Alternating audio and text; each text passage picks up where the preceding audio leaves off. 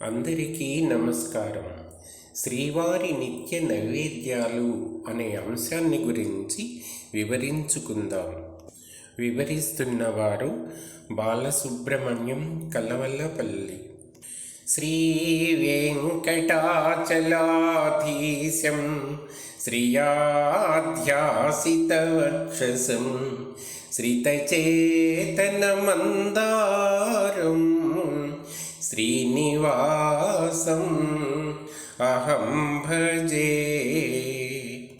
శ్రీనివాసునికి నియమాల ప్రకారం, సంప్రదాయ నియమాల ప్రకారం దాదాపు 50 రకాల ప్రసాదాలను నిత్యము నివేదిస్తారు. అయితే వైభోగవంతుడైన శ్రీనివాసునికి నివేదించే ప్రసాదాలలోనూ చాలా ప్రత్యేకతలు ఉన్నాయి. తిరుమలను దర్శించుకునే వేలాది మంది భక్తులకు తెలిసిన ఒకే ఒక్క ప్రసాదం, అందరికీ అందుబాటులో ఉన్న లడ్డు మాత్రమే. ఇక ఆర్జిత సేవలు పొందే భక్తులకు వడ, దోశ, జిలేబీ, మహాలడ్డు వంటి ప్రసాదాల పరిచయం ఉంటుంది. దర్శనం పూర్తి అయిన తరువాత ఇచ్చే పులిహోర, పొంగలి, దధ్యోదనం లాంటివి మాత్రమే భక్తులకు తెలుసు. కానీ శ్రీవారికి అనునిత్యం షడ్రసోపేతమైన పదార్థాలతో నిత్య నైవేద్యం జరుగుతుంది. శ్రీవారికి రోజు జరిగే నిత్య సేవల సమయంలో, విరామ సమయంలో వివిధ రకాలైన నివేదనలు జరుగుతాయి. సుప్రభాత సమయంలో నవనీతం, గోక్షీరంతో తయారు చేసిన పదార్థాలను నివేదిస్తారు. తోమాల సేవ పూర్తయిన తరువాత జరిగే కొలువు సమయంలో నల్ల నువ్వులు, బెల్లము, శొంఠితో నివేదనలు జరుగుతాయి. సహస్రనామార్చన తర్వాత జరిగే మొదటి గంటలో మీగడ, వెన్న, పెరుగుతో తయారు చేసిన అన్నాన్ని నివేదిస్తారు. రోజువారీగా చిత్రాన్నం, దధ్యోదనం, క్షీరాన్నం, కదంబం, పాయసాన్నం నివేదిస్తారు.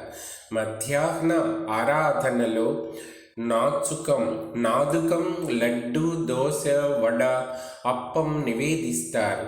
మధ్యాహ్నం తరువాత అష్టోత్తర శతనామార్చన పూర్తయ్యాక శుద్ధాన్నం, సీర సమర్పిస్తారు. రాత్రి తోమాల సేవ తరువాత మిరియాలతో తయారు చేసిన మరీచాన్నం, గుడాన్నం నివేదిస్తారు. రాత్రి ఆరాధన తరువాత విశ్రాంతి సమయంలో పాయసాన్నం నివేదిస్తారు. ఇవన్నీ మూలమూర్తికి జరిగే నివేదనలు. ఇవే కాకుండా ఆ మలయప్ప స్వామికి జరిగే నివేదనలతో పాటు ప్రత్యేకంగా జరిగే వార నివేదనలు కూడా ముఖ్యమైనవి. ఆదివారం నాడు అమృత కలశం అనే ప్రసాదాన్ని బియ్యపు పిండి, బెల్లము, నెయ్యితో ప్రత్యేకంగా తయారు చేస్తారు. ఈ ప్రసాదం ఆరోగ్య ప్రాప్తిని, సంతాన ప్రాప్తిని కలిగిస్తుంది అని భక్తుల విశ్వాసం. అయితే ఇది భక్తులకు అందుబాటులో ఉండదు. మంగళవారం అష్టదళ పాద పద్మారాధన తర్వాత ప్రత్యేకంగా సీర, వడపప్పు, పానకం సమర్పిస్తారు. గురువారం తిరుప్పావడలో పులిహోర రాశితో పాటు పుట్టు, జిలేబీ, మురుకులను నైవేద్యంగా సమర్పిస్తారు. శుక్రవారం అభిషేకం తరువాత బెల్లము, పాయసము, పోళిని నివేదిస్తారు. ఇవి కాకుండా శ్రీవారికి చాలా రకాల ప్రసాదాలను నివేదిస్తారు. నువ్వుల పిండి, శుద్ధాన్నం, మాత్రాన్నం, మొలహోర, తోమాల దోశ,